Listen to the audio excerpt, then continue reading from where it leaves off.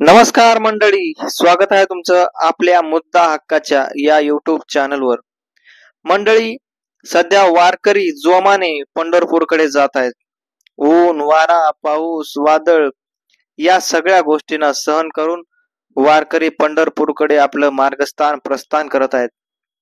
मात्र या सगळ्यामध्ये पंढरपूरमध्ये गेल्यानंतरही त्यांचा संघर्ष हा थांबणारा नाही.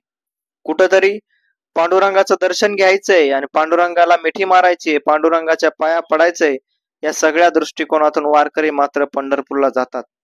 परंतु जर तुम्हाला कळालं की पांडुरंगच मंदिरामधून गायब झालेले आहेत, पांडुरंग मंदिरामध्येच नाहीये, तुमचा वारीमध्ये जाऊन फायदाच नाहीये, दर्शन होणार नाहीये, तर किती आश्चर्यकारक घटना आहे. ही घटना एका दिंडीमध्ये घडलेली आहे आणि आता या दिंडीची सगळी माहिती तुम्हाला या व्हिडिओमध्ये मी पाहायला किंवा सांगायला तुम्हाला मिळणार आहे.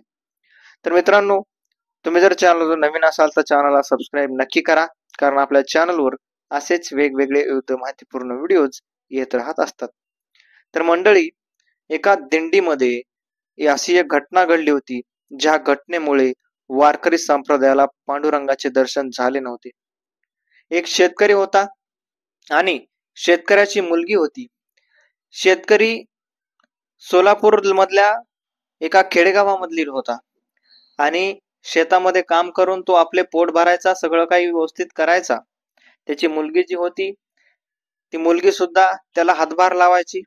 शेतामध्ये दोघ जण काम करायचे आणि जो काही शेतकरी होता त्याच्या शेतामध्ये गाजर, रताळे, बाजरी अशा प्रकारची पिकं ते घेत होता. आणि जे गाजर किंवा ते रताळे त्या मुलीनं काय केलं, एका दिवशी दिंडी चाललेली होती आषाढी वारीमध्ये, आणि ती दिंडीमध्ये त्या गाजर आणि रताळे उपटले आणि त्यांच्या एका सखाराम नावाच्या माणसाकडे त्या मुलीनं देण्याचा प्रयत्न केला. परंतु त्या सखाराम नावाच्या वारकऱ्याने आणि त्या दिंडीनं हा सगळा काही गाजर ते सगळं फेकून दिलं. आणि फेकून दिल्यानंतर त्यांना वाटलं, आता हा कचरा घेऊन कुठंही पोरगी आली आमच्याकडं, आम्ही कुठंही कचरा न्यावा, देवाकडे कचरा कसा न्यावा, अशा दृष्टिकोनातून वारकऱ्यांनी ते फेकून दिलं. मात्र ती मुलगी तिथे रडत होती, दिंडी पुढे जात होती, दिंडी जोमाने जात होती.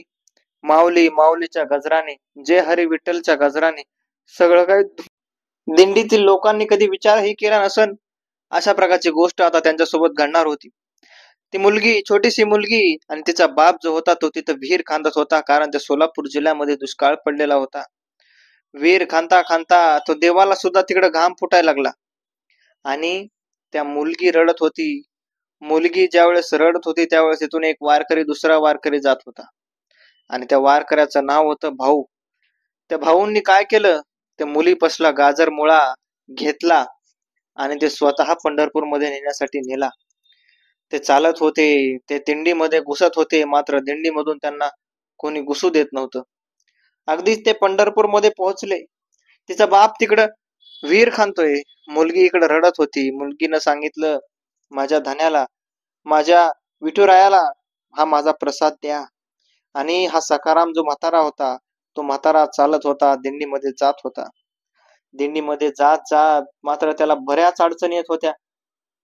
कुठं त्याला ऊन लागत होतं, बसावं लागत होतं, थकत होता. आणि या सगळ्या गोष्टीला पार करून कुठंतरी त्याला जायचं होतं, ते म्हणजे आपल्या ठिकाणी. आपल्या विठुरायाला भेटायचं होतं, चरणी मिठी मारायची होती.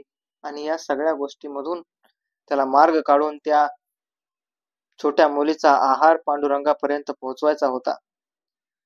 तिकडं तो शेतकरी तर खांदतच होता. आणि या सगळ्या गोष्टीमध्ये दिंडी ज्यावेळेस पुढे आली त्यावेळेस कळालं, त्यावेळेस ते दिंडीमधून आषाढी वारीमध्ये पोहोचल्याचं त्याला कळालं.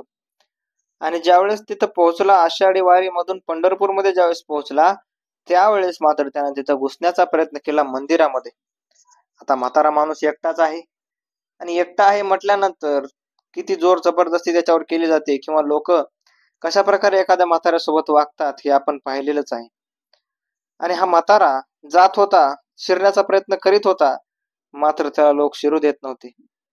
त्याच्या हातात गाजर, मुळा अशा प्रकारचे पदार्थ जे की शिळे झाले होते आणि ते शिळे झालेले पदार्थ लोक म्हणायचे, घाण गुण कशाला इकडे घेऊन आलास तू, अशा प्रकारची घाण, अशा प्रकारचं तिथं लोक बोलत होते. मात्र चमत्कार झाला, पुढे जो काही चमत्कार झाला तो चमत्कार पाहून लोक हादरून गेले. ते जे काय भाऊंनी आणलं होतं ते भाऊंनी तिथं देवासमोर ते गाजर मुळात ठेवलं, कसा बसा तो तिथं घुसला आणि ठेवलं. आणि ठेवल्यानंतर मात्र तो देवानं आहार स्वीकार केला. देवानं आहार स्वीकार केल्यानंतर स्वतः देव त्या शेतकऱ्यांकडे त्या मुलीला भेटायला गेले. आणि त्या शेतकऱ्याचं नाव ऐकून तुम्हाला धक्का बसेल. ते शेतकऱ्याचं नाव होतं संत शिरोमणी. ही जी मी आता तुम्हाला कथा सांगितली ती कथा सत्य असल्याचं माहिती सुद्धा आहे. कारण ती जी विहीर होती खाणलेली, ती विहीर अजून सुद्धा सोलापूर जिल्ह्यात असल्याचं बोललं जाते. आणि त्या विहिरीमध्ये एका प्रकारे त्या बाबूरावांनी ठेवलेला आहार कशा प्रकारे देवानं स्वीकार केला. आणि देवानं ज्यावेळेस तो आहार स्वीकार केला त्यावेळेस देव सोलापूरमध्ये आल्यानंतर त्या भक्ताला भेटले, दर्शन घेतले. मात्र ही दिंडी आता तिकडे जात होती. दिंडी जात असताना त्यांनी त्यानंतर त्यांना पंढरपूरमध्ये गेल्यानंतर कळालं की देवच तिथं नाहीये, आपलं दर्शन नाहीये, देव आपलं दर्शन देणार नाहीत, अशा प्रकारचं त्यावेळेस कळालं. आणि सत्य घटना असल्यामुळे आजही दिंडी संत शिरोमणी बाबांकडे गेल्याशिवाय पुढे जात नाही. आणि या सगळ्या गोष्टीमधून संत शिरोमणी बाबा यांना ज्यावेळेस देव भेटायला गेले त्यावेळेस मात्र त्या विहिरीला एवढं पाणी त्यांनी दिलं की खांदत होते. त्यावेळेस दुष्काळ होता, गावात कुठेही पाणी मिळत नव्हतं. आणि आज ती विहीर तुडुंब भरून त्यावेळेस वाहू लागली. आणि हा सगळा चमत्कार विठुरायाचा आणि विठुरायाच्या भक्तीमध्ये असलेल्या त्या एक संत शिरोमणी बाबांचा होता. कारण आपण जर पाहिलं तर अशा प्रकारचे चमत्कार त्या काळामध्ये बरेच घडले असतील, मात्र हा सर्वात मोठा चमत्कार मानला जातो.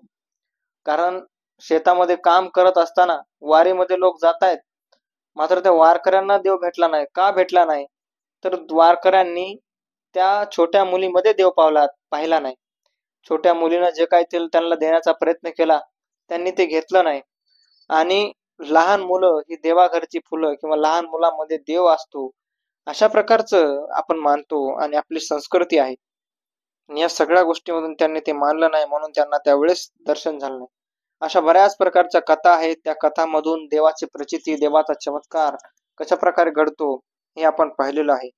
आणि आपल्या हिंदू धर्मातील सगळ्या लोकांनी देवांना तर मानायलाच पाहिजे, परंतु विठुरायाची भक्ती ही कोणी सोडली नाही पाहिजे. कारण विठुराय हा सगळ्यात मोठा देव, आपल्या महाराष्ट्रामधील सगळ्यात मोठा देव म्हणजे विठुराय आहेत. पंढरीचा पांडुरंग म्हणजे आपले आईबाप आहेत. आणि सगळ्या वारकऱ्यांचं दैवत, सगळ्यांचं एक प्रकारे तिथं जर गेलं तर आपल्या घरी आपण गेल्यासारखं. पंढरपूरमध्ये ना त्यांच्या घरी गेलो म्हणजे आपल्या पंढरपूरचा वारकरी, पंढरपूर भेटलं, अशा प्रकारचं सगळ्यांची भावना आहे. मित्रांनो, तुम्हाला काय वाटतं या कथेबद्दल कमेंट मध्ये नक्की सांगा.